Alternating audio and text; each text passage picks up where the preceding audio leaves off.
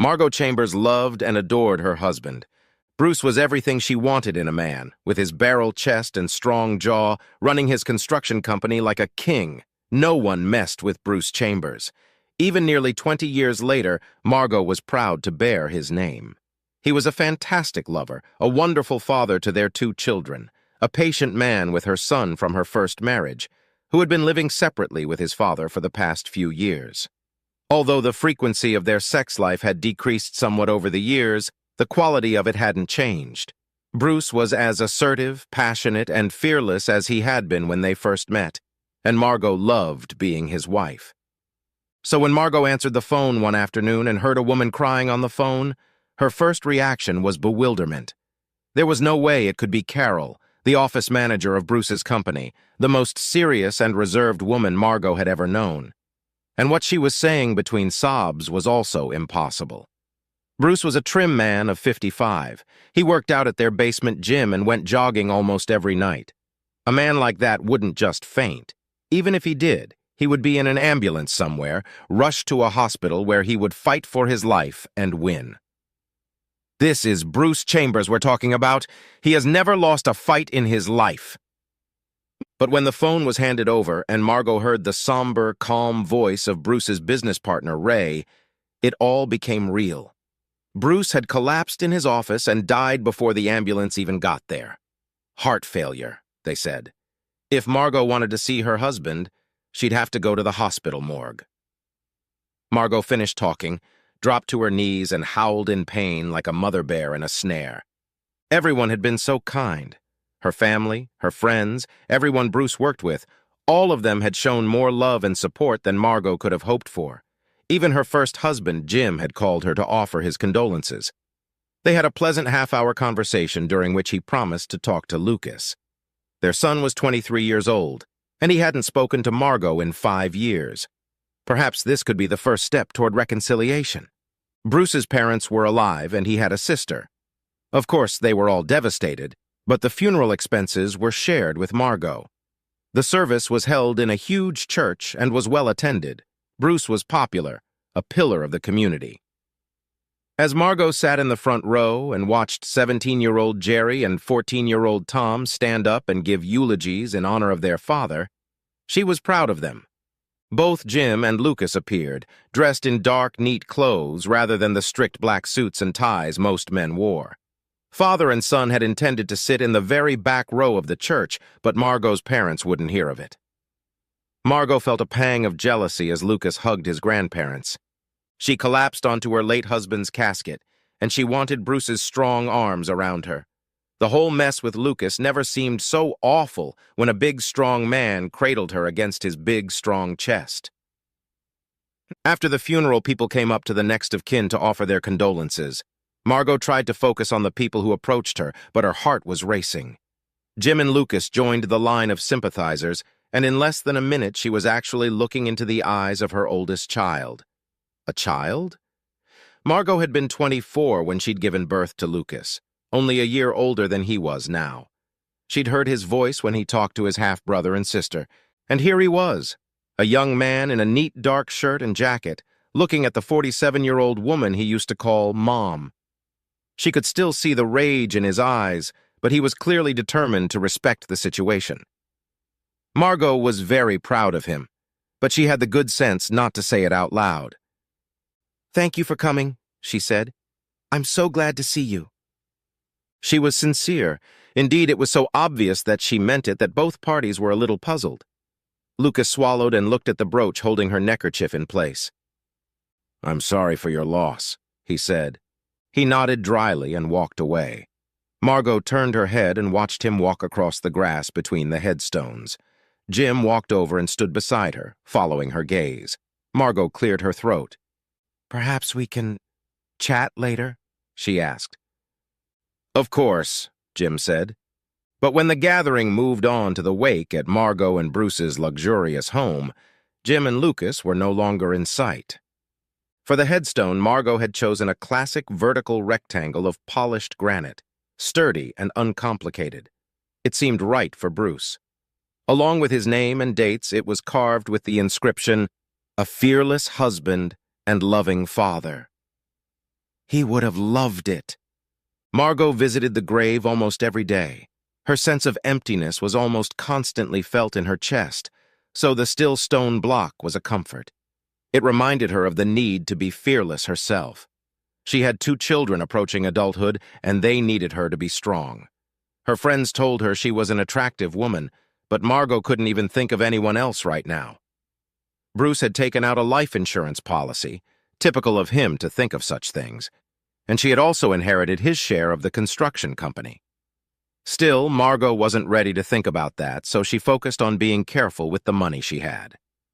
One late October afternoon, some 6 months later, Margot was walking through the churchyard on her daily visit, when something made her stop like a dug-in on the path. At Bruce's grave was a woman squatting in front of the headstone, the way someone might squat in front of a baby. Margot could only see her from behind, but her long, black, slightly curly hair and stylish clothes gave her an immediate sense of feminine appeal. The woman was resting her hand on a granite stone, and Margot felt like yelling at her to stop touching it. The woman straightened up. She was petite, but she stood tall, her black-heeled boots visible from beneath the hem of her long, honey-brown coat. She kissed her fingers and moved the kiss to the top of the headstone. After waiting a moment, she turned to leave. Margot felt her throat constrict. She guessed the woman was attractive, but she hadn't been prepared for how beautiful the young woman's face was. She had dark eyes and lashes, slightly coarse eyebrows, and there was liveliness in her expression, as if she found the world wonderful and attractive. The woman was heading for the churchyard gate, which meant she had to pass Margot. Their eyes met for a moment, and the black-haired woman nodded politely to Margot, about to step around her. Margot glared back fiercely. "Who are you?" she asked. The woman stopped like a dummy.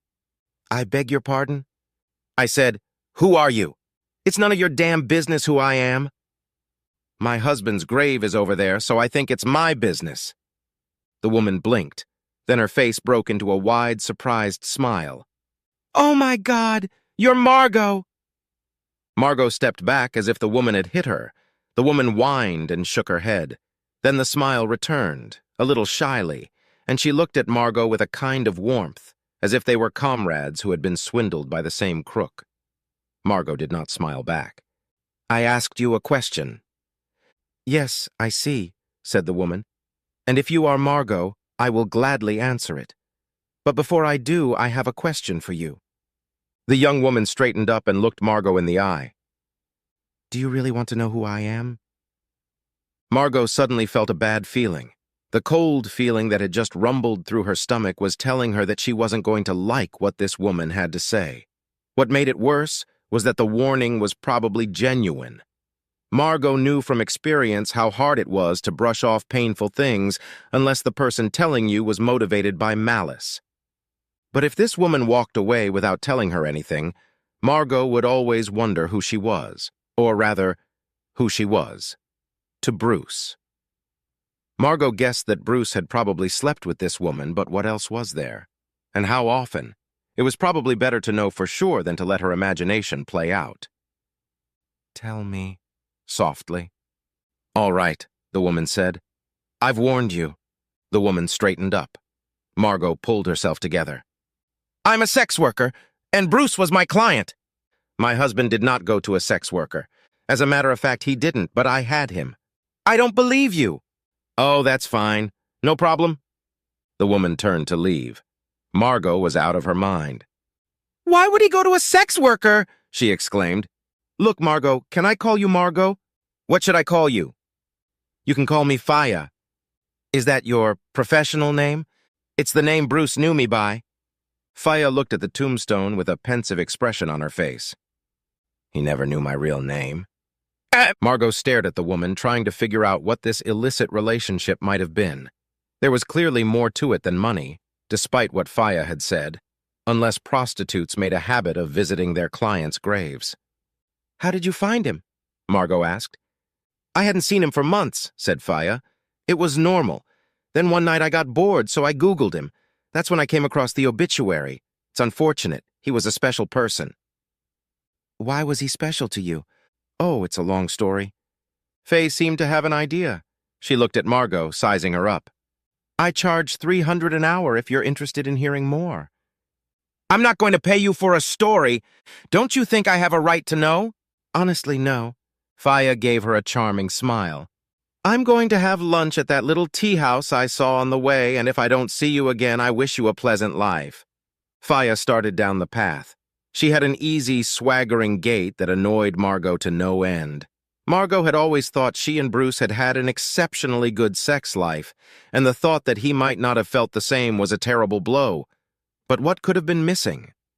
Margot was ready for anything, any kinky thing they could imagine. Bruce always said how lucky he was to be married to such a sexually adventurous woman. Okay, Faye was younger, but that couldn't be the reason, could it?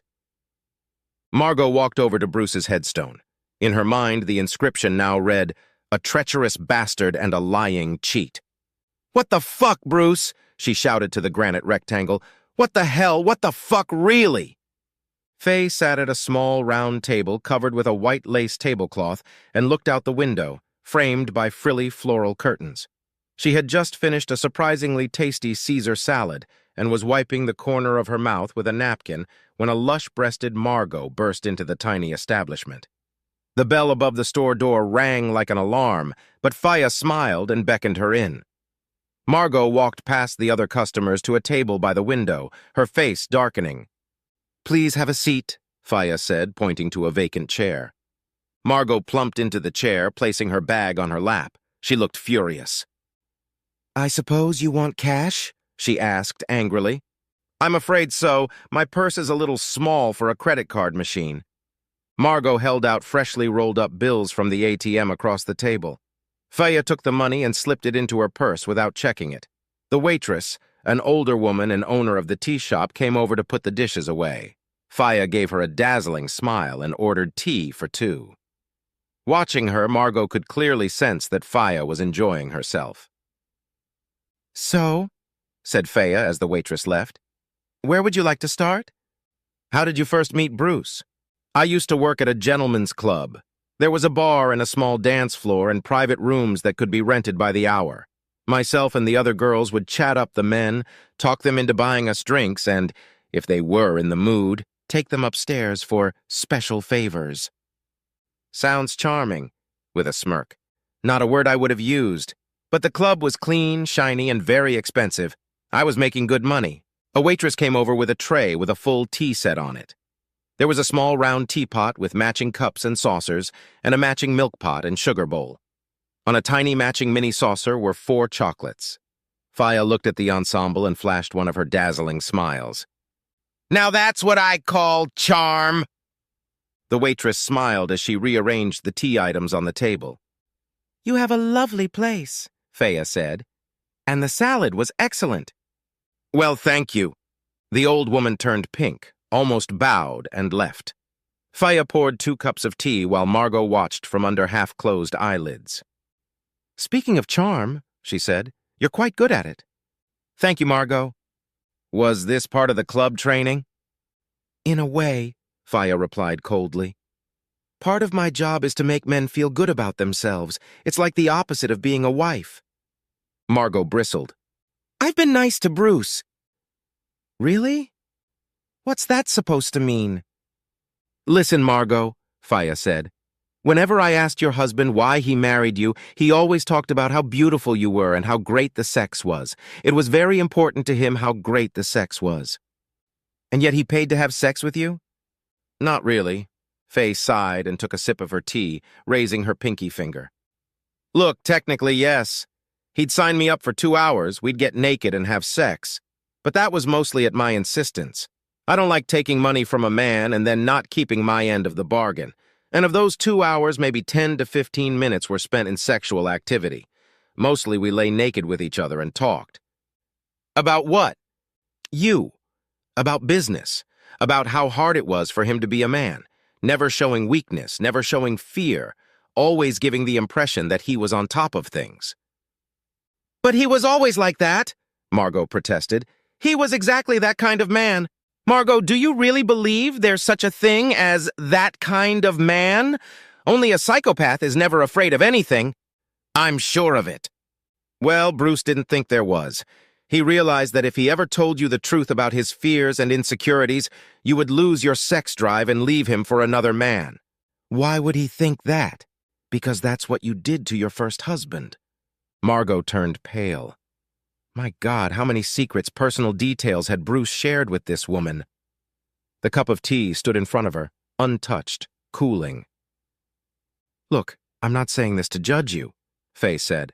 I'm just saying that Bruce saw how you treated your first husband, so he was determined not to make the same mistakes again. He even said once, when Margot talks about her ex, it's like she's giving me a blueprint of what not to do. You shouldn't talk about what's bothering you. Don't share how you really feel about something, and absolutely don't talk about thoughts that might include cutting back on spending. Problems with making money. Because that's what your first husband did. And Bruce told me that you never stopped marveling at what a relief it was for you to be with a real man who didn't put out crap like that. Faye smiled at her and filled her cup from the teapot again, as if they were talking about the price of eggs. Margot's jaw clenched. She looked out the tea-house window and shook her head. That's not fair, she said. You can't compare the two men. Bruce was a real man, whereas Jim... Look, Jim is a good man, but he doesn't know how to be a man. He just wasn't fit to be a husband. Yeah, Bruce knew that's how you saw it, Faye said. That you didn't want him as he is. You wanted a fearless husband. That's not true. I told Bruce many, many times that I wanted him to be himself more than anything. Yeah, but that's what you told your first husband. And when he took you at your word and opened up, you told him he wasn't man enough and you left him. So when you said to Bruce, I want you to be yourself, he took it to mean, I want you to be the kind of husband I want you to be. That's a lie. He has fearless husband written on his tombstone. What more proof do you need? Margot jumped to her feet, pounding the table and nearly knocking over the cups. She was pale, her nostrils flared, and she stared intently at the other woman. But even as her rage overwhelmed her, when she spoke, there was desperation in her voice. You didn't know Bruce! You didn't know Bruce! No, you didn't know Bruce, Faye said calmly. And you weren't interested in meeting him. What you wanted was a perfect marriage, and if Bruce didn't give it to you, you would have left him for a man who would. What do you know about marriage? You're a whore. Faye jumped to her feet. No, you're the whore, she screamed. You're the one who cheated on your first husband and then made both men lie to the child about it. You took the little baby away from his father when Bruce moved in with you and then filed a false child abuse report to get away from your ex. Margot's eyes bulged with horror. Yes, he told me about it, Faye said fiercely. It was the first time we met. Bruce showed up at the club drunk, broken, and self-destructive. He had just found out what you had done, so he was going to have a dozen prostitutes and ruin his marriage. Ironically, I was the one who talked him out of it. Why should I believe that? I don't care if you believe it or not. But my own parents are divorced, so when I heard there were 3 children in the emotional cesspool you created, I thought I should at least try to help save the marriage. Faye grabbed her coat, put it on, and grabbed her purse. A waitress came over and stood nervously nearby, clearly wanting to intervene in the altercation, but not quite sure how to do so. Faye threw her an apologetic look and put $50 on the table, almost double what was owed. Then, frowning, she pulled out the remaining bills and tossed them to the side of Margot's desk. Here, Faye said. Your payment. Faye turned and walked away. The bell on the door jingled as she opened it, and there was an awkward silence after it closed. Margot hadn't visited Bruce's grave in over a week. When she finally forced herself to go, she was surprised at how plain the headstone looked. Gray, nameless, nothing special. The phrase, fearless husband, now seemed like a bad joke, and there was a streak of white bird shit running through his last name. Margot had a pack of baby wipes in her bag just for such an occasion, but she didn't bother this time. Let the rain wash it off. She left the churchyard and walked across town, trying to deal with her emotions. She was very, very angry, and as she walked through the market square, she realized that the reason for her anger was that she felt like a failure. She had married Jim, thinking he was a real man, only to find out that there was nothing extraordinary about him. Then she met Bruce, went and did exactly the same thing. Margot remembered how Bruce's company had been under investigation by the fraud department a few years earlier. It had turned out to be the result of malicious rumors started by a competitor, and Bruce had sued their collective asses. But while it was still going on, it was a serious concern because even the possibility of a scandal could ruin them. Ray, Bruce's partner, had lost a lot of weight and looked like warmed-up death, with circles under his eyes and prematurely graying hair. Bruce, while troubled, maintained his confident demeanor, his positive attitude, and continued to pay a lot of attention to his wife. In a world full of scary people like Ray and Jim, Margot felt happy around a real man like Bruce. But now it turned out that Bruce was no different, that he was just as afraid of financial ruin as Ray was, and just as afraid of losing his children as Jim was. The only difference was that Bruce had managed to hide it, and Margot now remembered how many evening meetings Bruce had at that time, sometimes even on weekends. She felt cheated. Instead of dealing with his fears like a man, he'd run off to this little pint-sized slut. Margot realized that it wasn't the mental image of Bruce having Faye that bothered her so much. That would at least show some masculinity. No, it was the image of Bruce curled up on the bed, resting his head on the girl's lap, sobbing with fear as she stroked his hair and said, "Here we go, here we go. Everything will be all right." Margot returned home and went straight upstairs to the bedroom.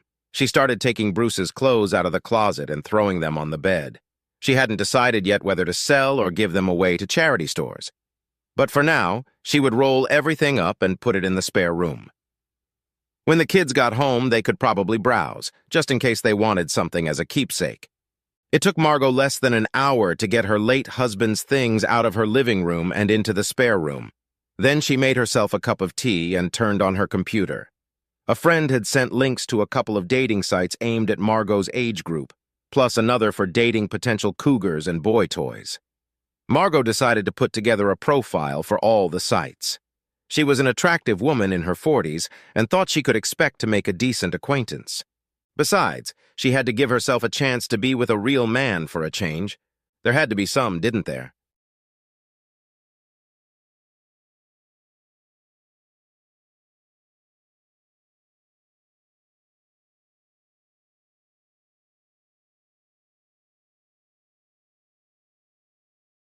Stephanie had guilt. This is what she called her trips from a conference, meeting, or training where she had intimacy with a man who was not her husband. The long drive back was used to deal with the guilt she felt after each such occasion. She hadn't been unfaithful on all her trips. She was careful. Stephanie flirted with men wherever the other employees in her office wanted to drink and dance. She needed a combination of good looks, being married, and therefore less likely to get in trouble, and, more importantly, a plan to meet him in a place that guaranteed as much privacy as possible.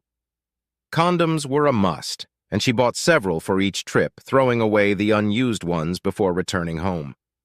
If an element was missing from the combination, she retired to her room alone. There were always more meetings, trainings, and conferences, usually 3, 4 a year. She never went beyond names. No exchange of phone numbers, no addresses, no detailed personal information, no follow-up meetings, anything to minimize the chances of being caught. Stephanie went over in her mind all the things she was about to lose.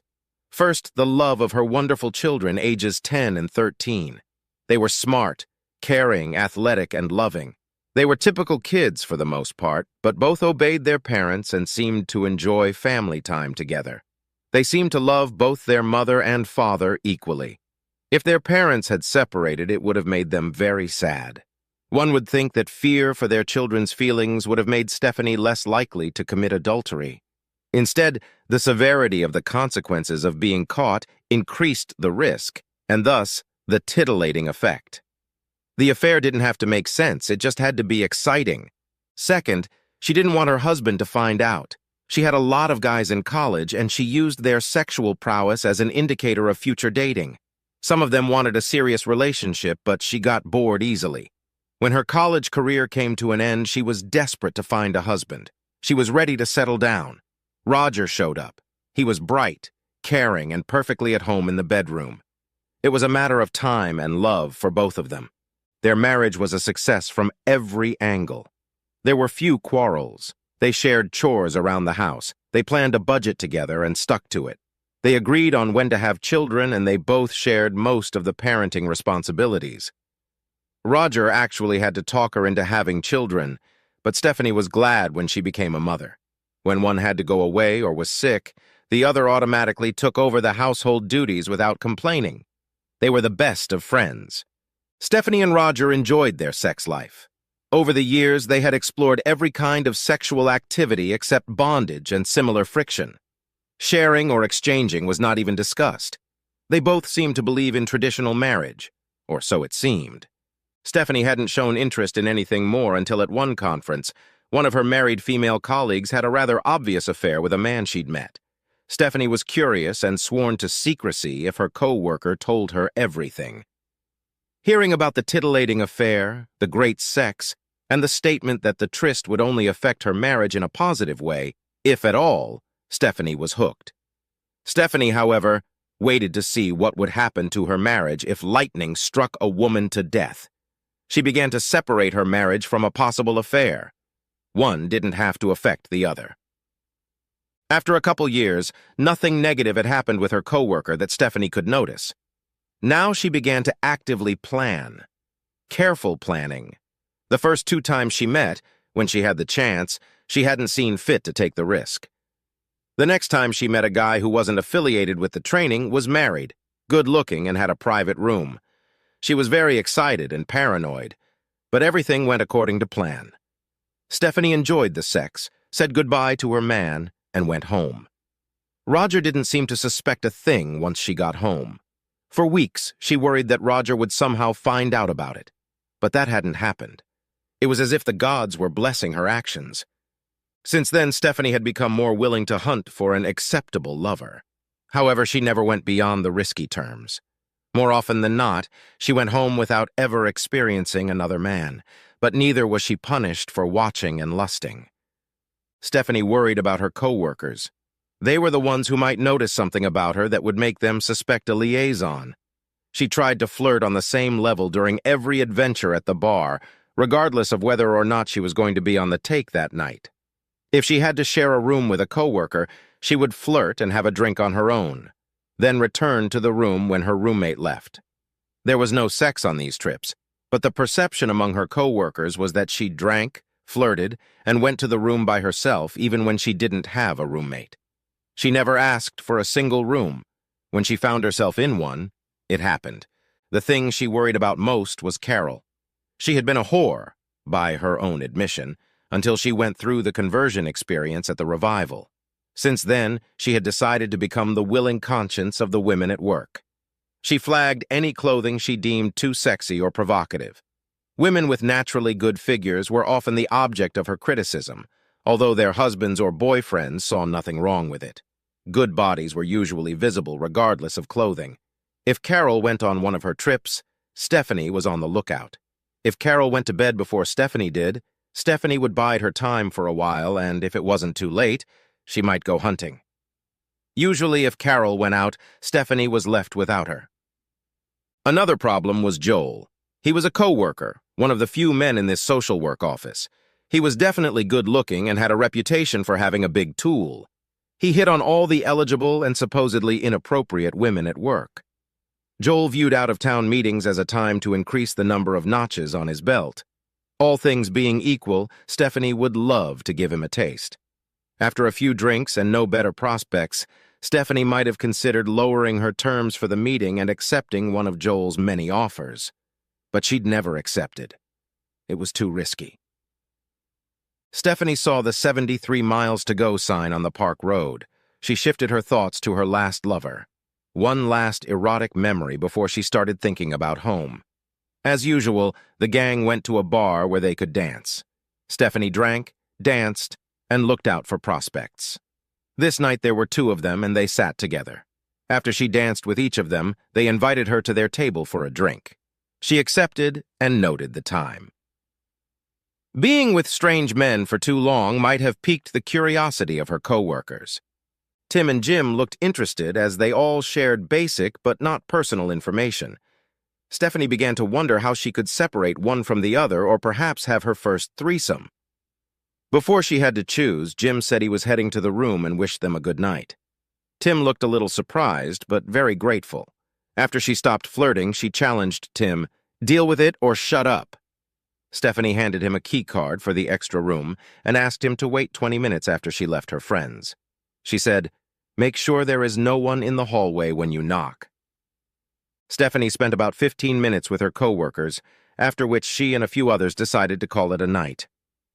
20 minutes later, Tim came to her door. Like most men she dated, he was in a big hurry. She slowed him down, controlling the speed at which he removed his clothes. Stephanie redirected his attempts at immediate sex before he realized it was foreplay or no play. Tim was quite large, but Stephanie was no size queen. She was glad she insisted on foreplay. Less than an hour later, she was in bed alone. Half an hour she spent cleaning up all the marks from the condom they had used. Standing in front of the full-length mirror, Stephanie looked for bite marks or hickey marks. Clear. Remembering the details of their session, Stephanie realized she was becoming aroused. It wasn't an unwanted situation, but potentially dangerous, depending on whether she met Roger when she returned home. Sometimes he wanted to get right down to business.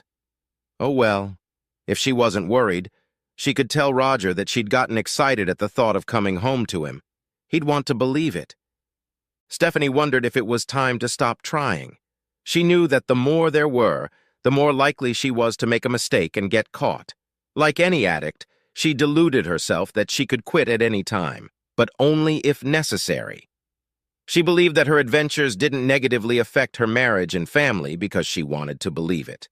The 23 miles to go sign meant it was time for her to readjust to her role as a faithful wife and devoted mother. She thought about the kids' sports schedules and what transportation would be needed. The kids would leave notes on the refrigerator if they needed something baked for school or if they were in charge of snacks at the next soccer game. Roger will need to be reminded to buy meat for cooking this weekend.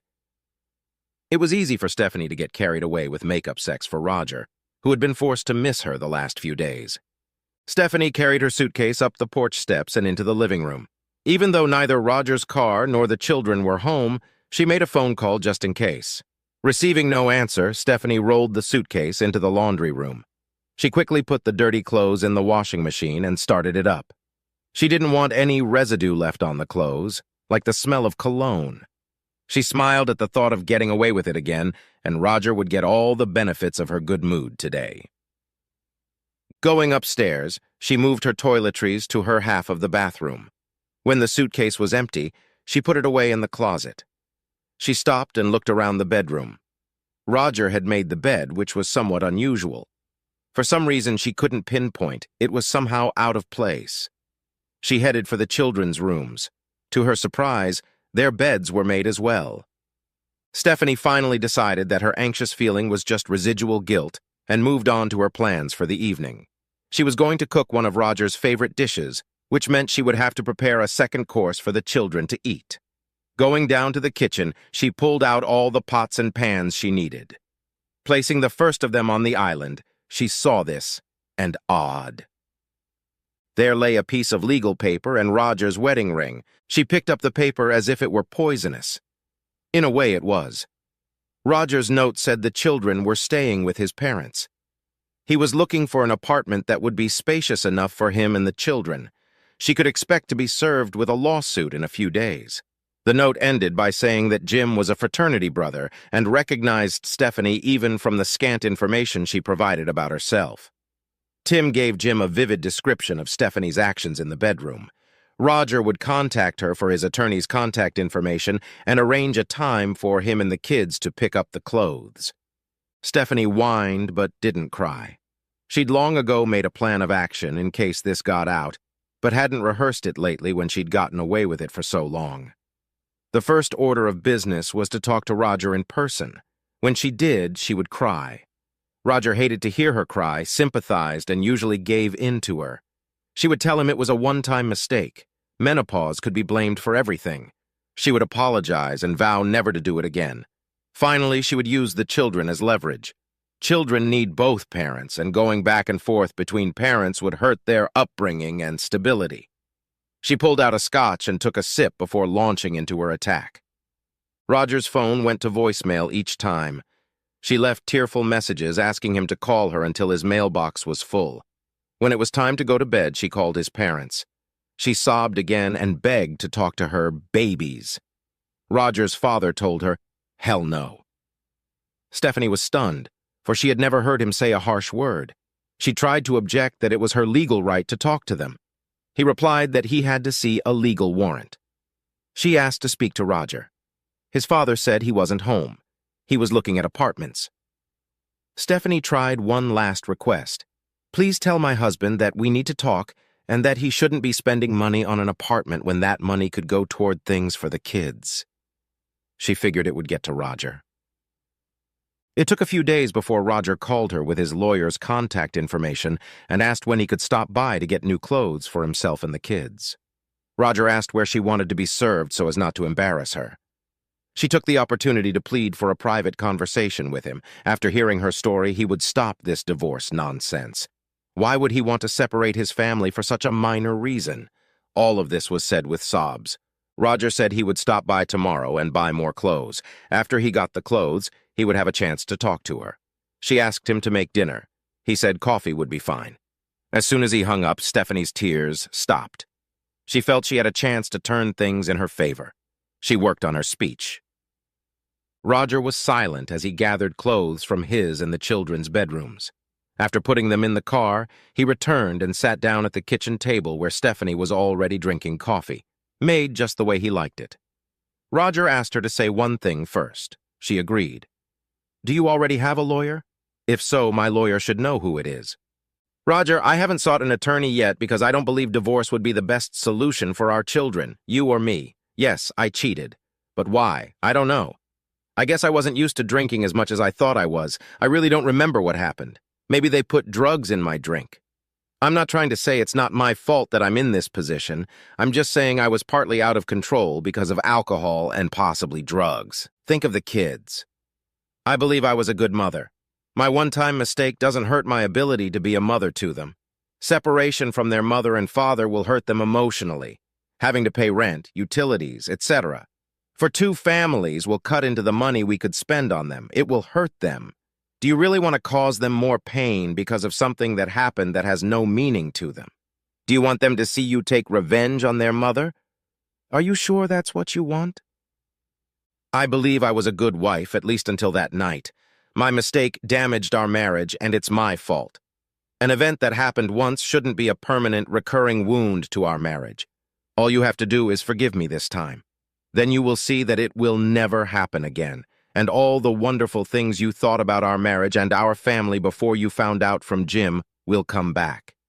I will do anything you ask to restore our marriage, but I won't do anything to make it even more broken than it is now."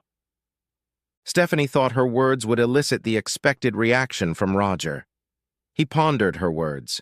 She decided to go ahead with it. "You and the kids are moving back in. I'll stay in the guest room. Let us remain mother and father while I prove to you that I am worthy of us being husband and wife again." Her monologue probably won Roger over. If only she had kept her mouth shut. "Roger, please believe me, they mean nothing to me. I love only you." Roger picked up on that immediately. "They? Have you had other men you've slept with? You're pathetic. Bitch. I was going to be nice to you in the divorce, but that's in the past." He stepped out. Stephanie whispered weakly, "I just blabbed too much. I meant that he doesn't mean anything to me." This time the tears were real. For the first time, she felt guilty. It was the last time Stephanie would see her family.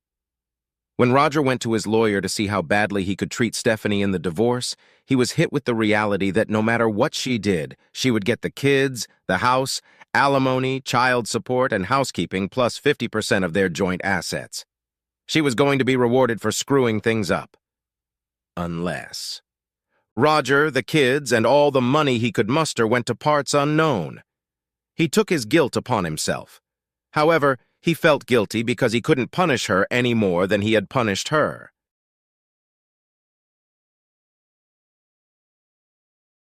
Oh my God, honey, I had no idea I hit you so hard. How bad is it? 7 stitches, Julie. What did you expect when you hit me in the back of the head with that heavy lamp? You could have killed me. If I expected Julie to show remorse, I was disappointed. She stared at me, chin upturned with defiance in her eyes. Well, what did you expect me to do when I came home early and found you in our bed? Our bed, having sex with this woman? I forced myself to look into the eyes of the woman I had so cruelly betrayed. Her eyes reflected a multitude of emotions. I saw defiance, anger, shock, and confusion all vying for dominance on one face. The defiance disappeared briefly, and a tear rolled down the cheeks of the woman I had loved more than my own life for 15 years. I felt I must be silent before her, and gathered my courage to face her justified anger. Who was that? Karen? What? Your new secretary? The one you told me about less than a month ago that she was, and I quote, ordinary? I didn't deny that I lied to my wife. I lied through gritted teeth. My gaze returned to the wooden surface between us. The huskiness in her voice at the next words made it clear that Julie was holding back sobs. How old is she? She turned 28 yesterday. Do you know when her birthday is? There was obvious shock and pain in her voice, and I chose to remain silent. There was no point in making her feel worse. Oh my God, so what had I witnessed? A 39-year-old man giving a birthday present to a psychotic bitch with daddy issues? Once again, I chose to remain silent. What was the point of telling her that Karen had discreetly but persistently started stalking her boss, me, shortly after she was hired? Ever since my faithful old secretary June had retired 6 months ago. It was June who interviewed and eventually recommended Karen. Her flirting was so subtle that naive old me didn't even notice a thing. A couple weeks ago, Karen brought it to my attention so I could finally see all the episodes and moments from a new perspective. How long has this been going on? This was the first time, Julie, honestly. Julie looked me over critically. I answered her with a hard stare, unafraid of being caught in a lie. Yesterday was the first time Karen and I physically crossed the line. How unlucky were Karen and I? We had just stripped and were rubbing against each other as awkwardly as only two people, nervous and unfamiliar with each other's bodies, can, when I heard my wife's hurt squeal just before the lights went out.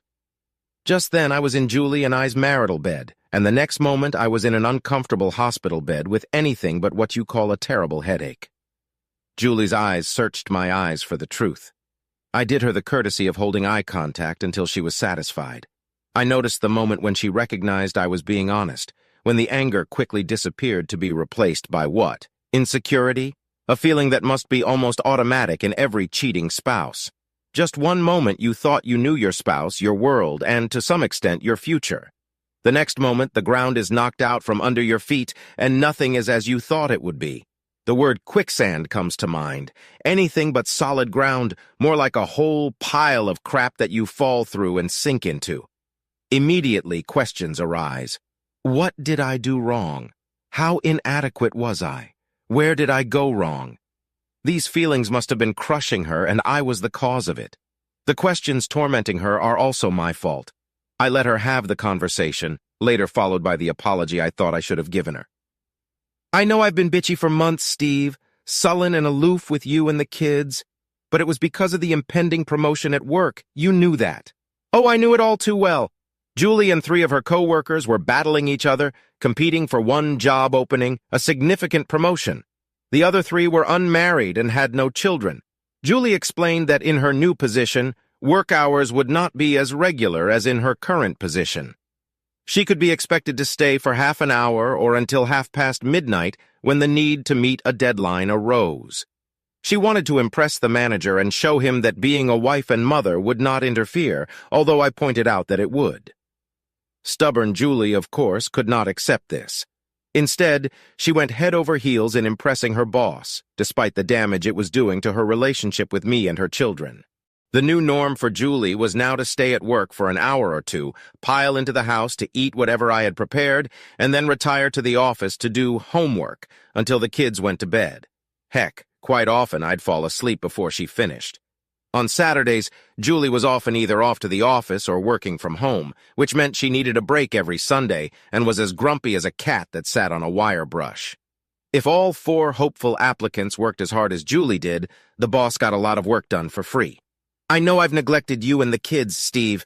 I know that, aside from a few quick hookups when you pissed me off, we weren't, close for a while, but that was going to end soon. You knew that.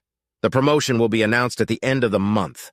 If I get the position, I'll only have to come back to work a couple times a week and go on trips every now and then. If I don't get it, I'll tell Mark where he can shove his fucking job. Given your thriving business, I can afford to spend my time looking for something else. There was silence again, and we stared at each other for a moment that seemed to last for hours rather than seconds. All the while, Julie clutched both my hands in hers. After breaking eye contact, she looked over my shoulder and let go of my hands as if they had burned her, and quickly put hers back in her lap under the table. I was briefly distracted by my throbbing headache and unconsciously reached out and felt the bandage on my head. I simultaneously wished it was wound tighter and looser, anything to ease the pain. Had I been so inconsiderate that I'd pushed you into the arms of another? I didn't say anything. I had already tried and failed to align my recent behavior with the belief system I had held since I was old enough to make my own judgments. There is no excuse for betraying those who deserve your trust. Julie's thoughts and emotions were obviously running back and forth, if her facial expression was to be believed. She was a woman who had been betrayed with all the pain, insecurity, and anger that inevitably follows. There was silence between us. Do you have any idea how I feel, Steve? To come home early, to what was supposed to be a safe haven in my home, into the comforting arms of my husband, to find him in my bed with his fucking secretary? I mean, he's too stingy to shell out for a cheap motel room and too insensitive to screw a whore in some other room in the house.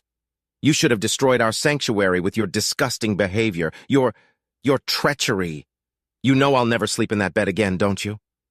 I just kept my expression neutral and lowered my eyes. I realized that tears were spurting from Julie's eyes again by her sobbing and the roughness of her voice. It's not fair, Steve. How can I compete with her? I saw that her breasts were bigger than mine. You always told me mine were fine. Remember what you always told me when we were newlyweds? That more than what fits in your hand is excessive? You lied? You wanted to hold some other man's fours? Or was it her firm little tummy? Yeah. I saw it too when she jumped off the bed so I wouldn't hit you with the lamp again. What was that shit she used to pin me down while she was calling the police?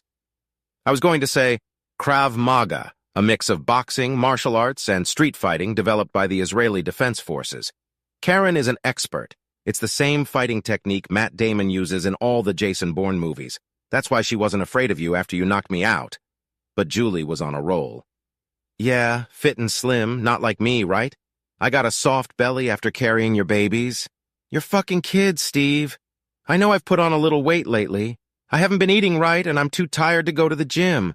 I'll fix all that when this is all over. Julia stopped, breathing heavily.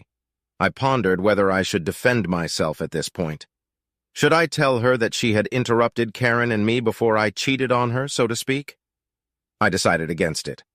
We were both naked, and the intent was certainly as good or bad as the action, according to my thinking. I decided to let Julie vent her anger until she was done. Perhaps it would be some comfort to her to know that she was wrong. Nothing she had mentioned about her looks compared to Karen's had influenced my decision to sleep with Karen, although she was right. Interfering with my defense was what Julie must have heard just before she caught us saying, "God, Karen, you're so beautiful." Julie must have read my mind.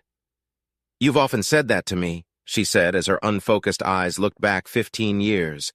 She quickly focused again, and Julie's determination returned.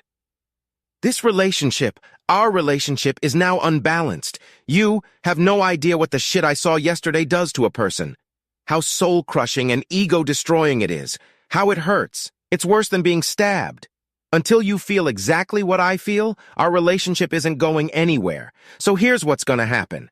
I'm gonna pick up some young stud and have him in our bed. I don't care who it is, just like I don't care if he's younger than you, slimmer than you, and able to last longer. And you know what? You're going to sit there damn still and watch him, pressing me into our mattress.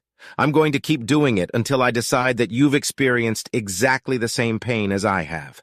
If you don't agree to this, I'll file for divorce and take everything you own, and maybe you'll be lucky enough to see your precious children for a couple days every other week.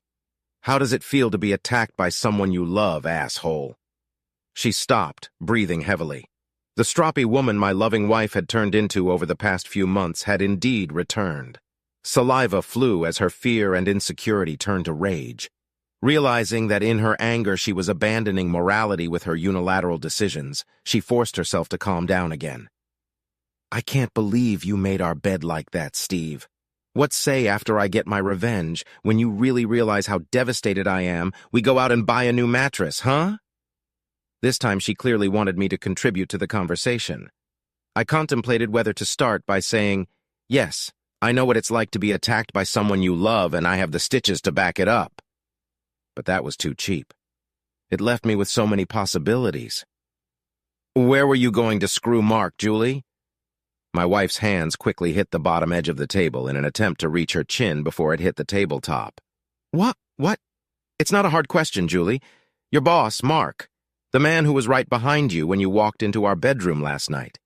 Where were you going to fuck him this time? In our bed like you usually do? Tell me, whose idea was it? His? Did he enjoy the thought of sleeping with you in the bed we shared?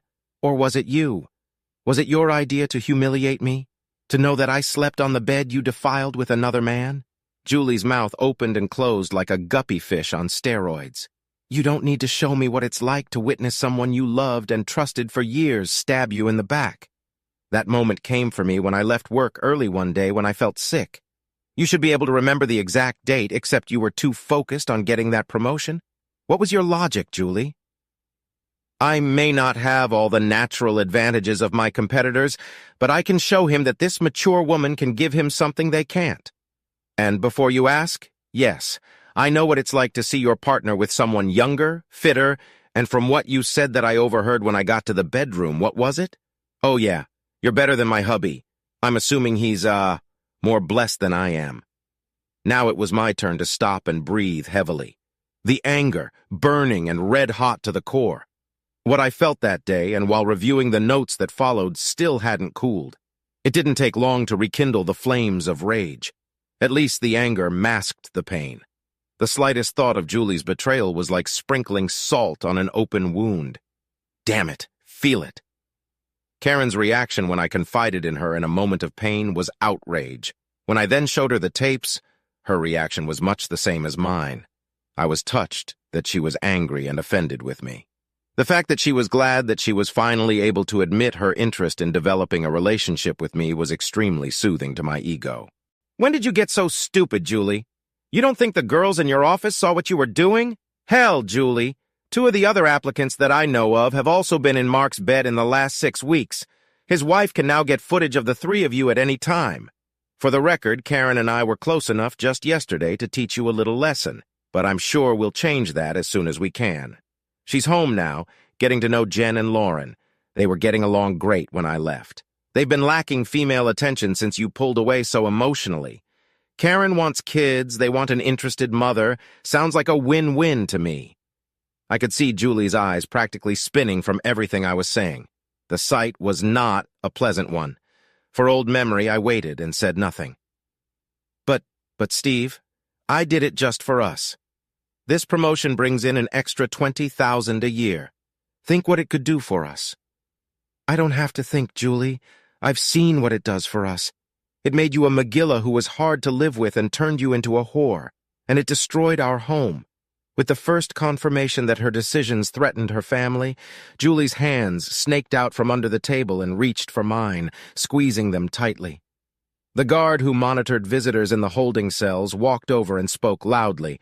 No physical contact. I let you get away with it once, Mrs. Brown. Don't push your luck. Remove your hands or you will be returned to your cell immediately. Julie looked down at her orange jumpsuit as if she had just remembered where she was. She looked at me pleadingly. Get me out of here, please, Steve.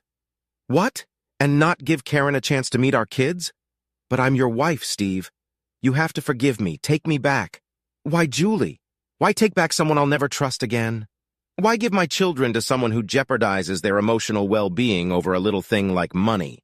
Then fuck you, Steve. When I get out, I'll make sure you and your whore never see my kids again. I smiled and shook my head sadly. Now that was okay with her, they were her children. Oh, Julie, wake up and smell the dog shit. Unless you find some other idiot to bail you out, you're staying here until your trial. Then, according to my lawyer, the assault will almost certainly be followed by a prison sentence. You won't get the full 7 years under the statute, but even probation will mean no child custody. I watched the horror of the woman I once loved, realizing that instead of being here to bail her out and explain to the jailers that this was all a mistake, it was in my best interest to press charges, using Karen as a witness to keep her here. Here, which put her at the end of the line for money and lawyers, not to mention any post-divorce benefits. The sight was not a pleasant one. Gone was the arrogance based on the assumption that she would soon be out to subject me to suffering as a cuckold. In its place was the sudden realization that she should have used the time she spent threatening to humiliate me to beg me to bail her out. Suddenly she looked really, really bad. Should I tell her that what she witnessed between Karen and me was just a setup to provoke her? That my one slip-up with Karen won't happen again? That I'll follow my moral code, at least until we're legally separated? Should I tell her that courts rarely sentence assault these days, especially if the fit of rage was provoked, as in her case? Hell no! Let her fear of being locked up with a bunch of lesbians be part of her punishment. After all, she committed 2 of the worst crimes in my law book, destroyed something beautiful between us, and jeopardized the emotional well-being of our children, damage I've sought to minimize by spending almost all of my efforts on it. Come on, Julie. Accept that you gambled and lost. Now you're getting a divorce. Accept that you screwed up willingly, and maybe when you get out, the girls will still want to have something to do with you. Get in the fight, and I'm pretty sure you'll lose them forever. In fact, I'll make sure of it. Goodbye, Julie. I loved you once upon a time. With those words, Steve stood up and walked to the barred door to the visitor's room. The guard let him out, and without looking back, he headed to his car, smiling at the thought of the 3 beautiful girls waiting for him at home. Stepping out of the holding cell, Steve hurried to the car he'd arrived in, its driver lying on the hood, enjoying the late morning rays. Hey, wake up! How'd it go for you? About as well as you predicted. Threats. Thought she had the moral high ground, blah, blah, blah. Well, now she knows where she stands with me. You know, all in all, it was very soothing, just like you said. Thank you, brother. What big brothers are for? Thanks anyway, Dave.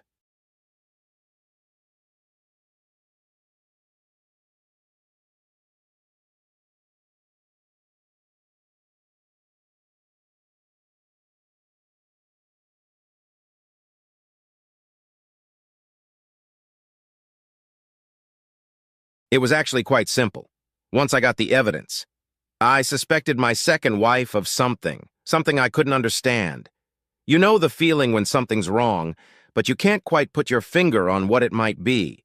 I've always felt that it's some subconscious part of your brain that collects and analyzes random facts until it finds a pattern, and then tries to tell your functional part that something is wrong.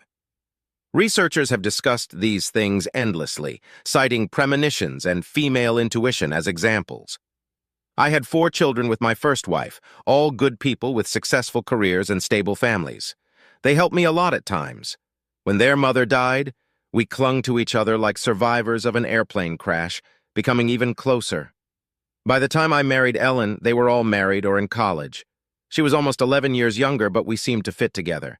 She had the same values, the same goals, and she was hot in bed.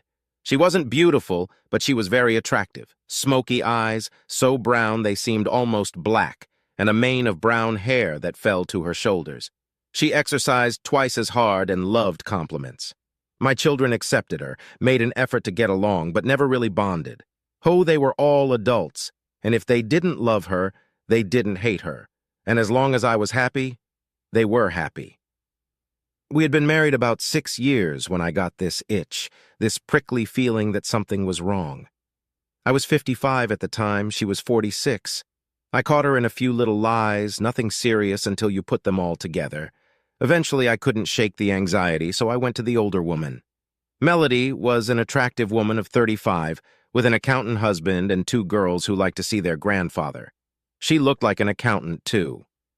But looks can be deceiving, and that fact kept her busy and added to their bank account. Mel owned one of the most successful private detective firms in the Southeast. She had 2 degrees, one in computers and one in psychology. She was a walking lie detector, analyzing body language and voice intonation almost unconsciously. It was very hard to surprise her. She had 5 offices and as many techno-scientists as detectives. One of her tricks was to hire older ex-cops, both men and women, and young geeky kids. Who notices a geek with a laptop or a grandmother out for her morning walk? Not so much, judging by her bank account. I gave her money to start her own business, part of the insurance money I got when her mother died. She tried several times to pay me back, but gave up when I threatened that I would never attend another family function with her again if she didn't give it up. She didn't seem shocked when I voiced my concerns. No platitudes of, "It's probably nothing," or "Maybe it's just your imagination." Just a simple, "I'll look into it." She did this for 2 weeks before she asked me to stop by her office on my way home. I had an office downtown, right next to her office. I was a terrible consultant, the guy you hire to tell you how to save your company. The sad part of my business is most of the time I tell them what they already knew. They just needed someone they paid an obscene amount of money to appease. Sometimes part of my responsibility was to be the man with the axe. I didn't like it, but most of the people I let go needed to be fired, and I knew it.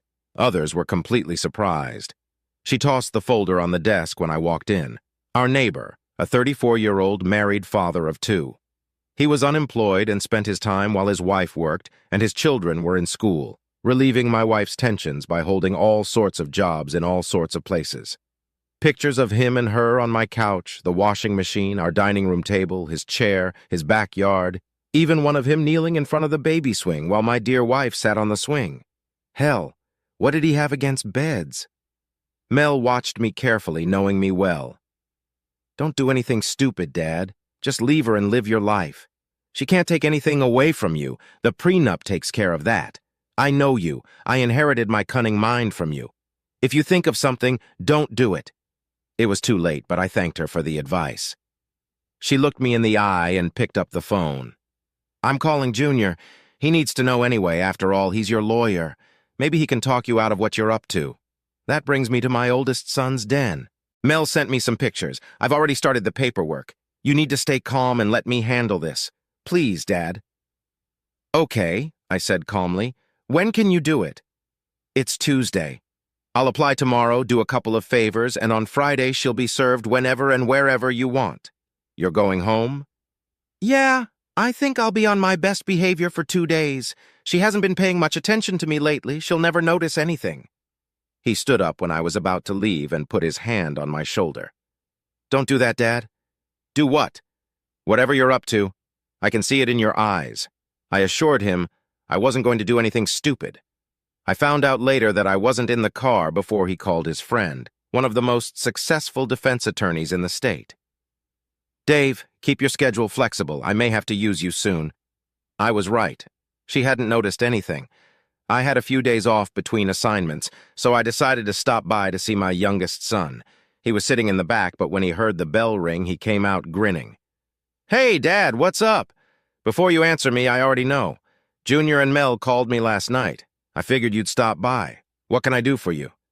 He was my wild child, covered in tattoos and piercings. 3A his whole life, he never got in trouble. He inherited his mother's wicked sense of humor and my sense of right and wrong. He could have studied whatever he wanted in college, but he took his lifelong fascination with guns and turned it into a very profitable business. I did for him what I did for my other children and gave him startup money.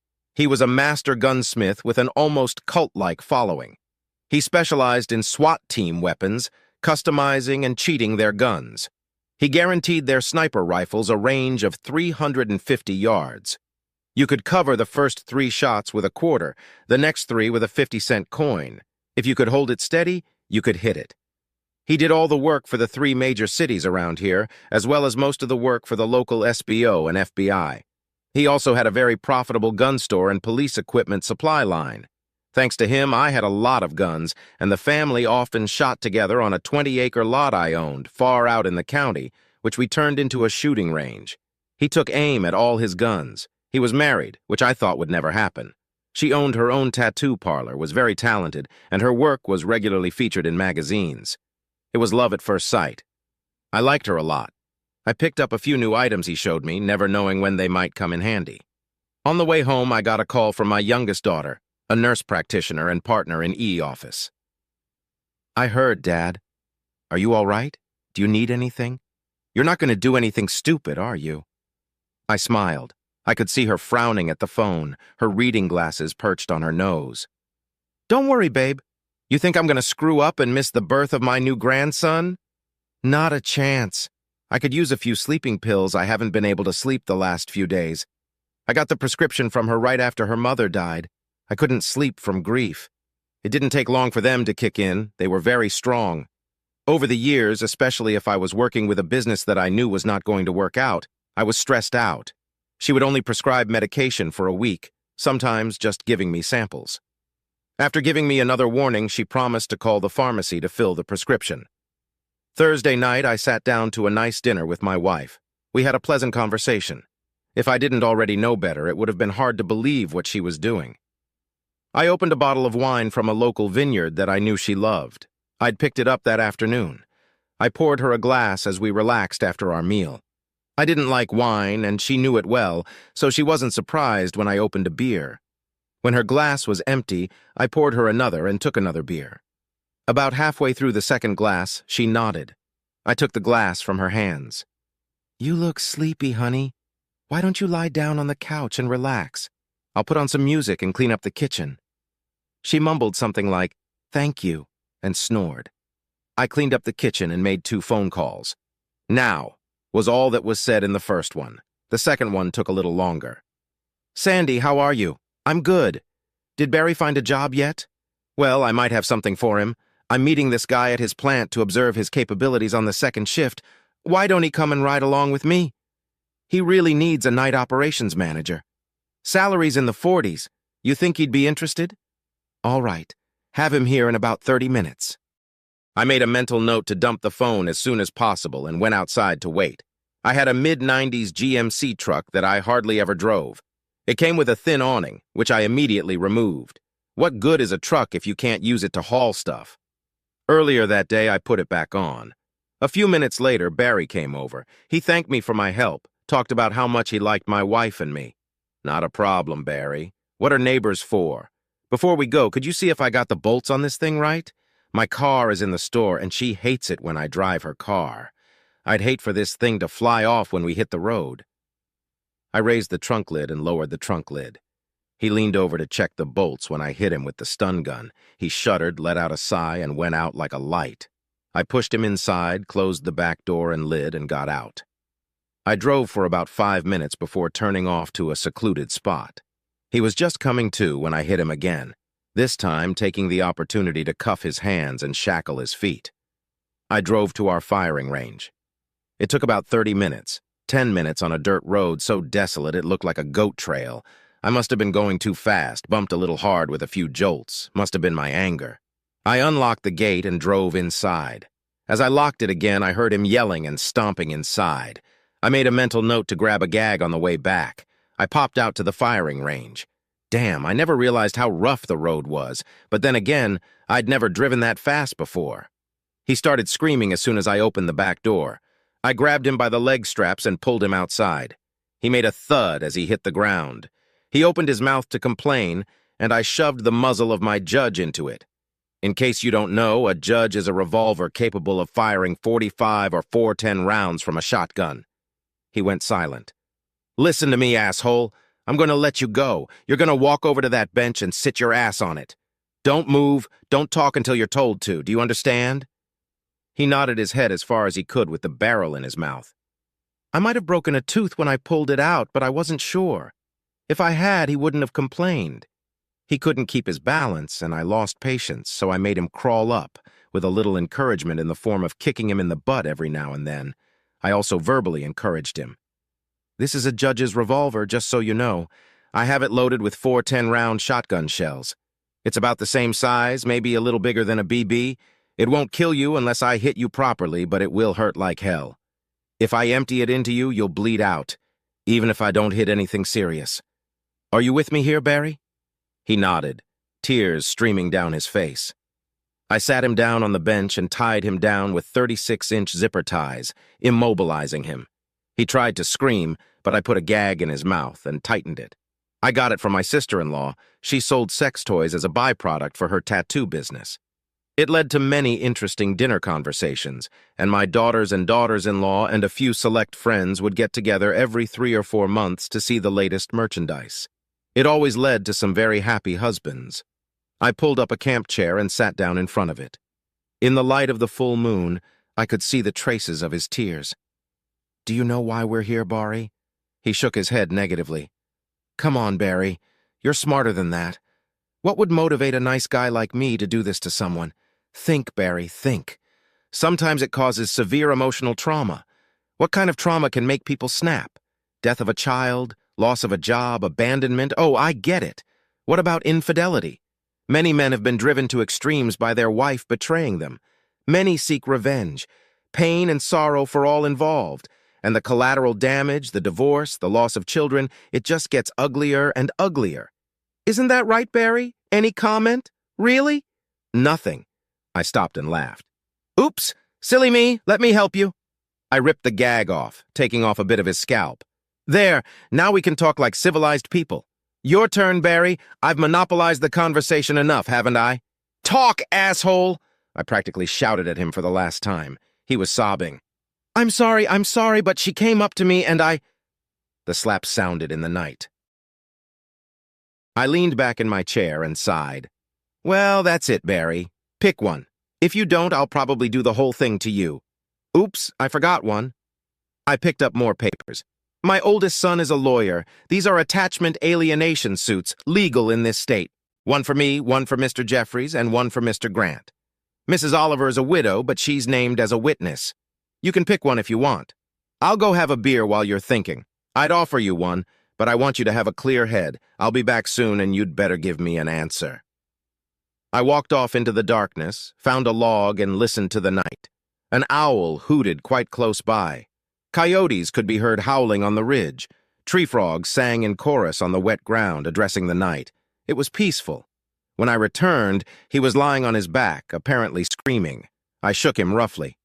"What's it going to be, Barry? I've got a couple of favorites myself. I hope you'll refuse to pick one so I can have some fun." He begged. I yawned. "Time's up, Barry. I'll enjoy it. You probably won't as much." I picked up the ball bander. "I guess it won't hurt for long. Let me know, okay? You want to see it? Well, maybe it's for the best." I pulled a leather mask out of my bag and strapped it over his head, leaving only his nose exposed. I replaced the castrating tape with a regular strong rubber band. I heard him scream. It would be uncomfortable, but it wouldn't do any lasting damage if it was removed within 24 hours. I pulled out a vial of pills. They were estrogen pills left over from the hormone replacement therapy my soon-to-be ex-wife just had to make her skin look younger. The worst it would do was make his pecs ache for a day or two and probably raise his mood swings. I pulled out a bottle of water and put 5 pills in my hand. I unzipped the zipper on his mask and clamped his nose shut. He opened his mouth to scream, but I shoved the pills down and shoved the water bottle down his throat. He choked and spit, but eventually swallowed. I was humming to myself when I heard a voice come out of the darkness. "That's enough, Dad. I think you've made your point. We'll figure this out on our own." All 4 of my children came into the world with one son-in-law and one daughter-in-law. "How do you know that?" I asked in surprise. Mel laughed. "You're so predictable. From the beginning, I had 2 people watching you. I wanted to stop you early, but I got a majority vote. They wanted you to have some fun. You're a scary person, you know that? Go home. You have other problems to deal with. We have one." I bowed to their wisdom and left. To aftermath. I called Sandy right after I hit Barry, telling her I couldn't wait any longer and had to leave. I actually had an appointment, but I was late and called to cancel it. She didn't know where he might be. He came home 4 hours later. The police brought him in. He claimed he had been forcibly put into a car, robbed, beaten, and left on the side of the road. As events unfolded, the police firmly believed it was a disgruntled husband or group of husbands. I had a half-baked alibi that the police easily believed. My wife was unconscious and could not tell me exactly when I got home. I will never forget her scream the next morning when she went to take a shower. I had an intricate tattoo on my privates that proudly read, "Barry's Slut." It wasn't a real tattoo, but one drawn with ink that tattoo artists experimented with. It was guaranteed to last 3 months. It was used for people who weren't sure they wanted a real one. If they chickened out, the ink would come off and there would be no harm done. My sister-in-law was beyond suspicion. Many witnesses saw her and the rest of the family eating lunch at a local diner.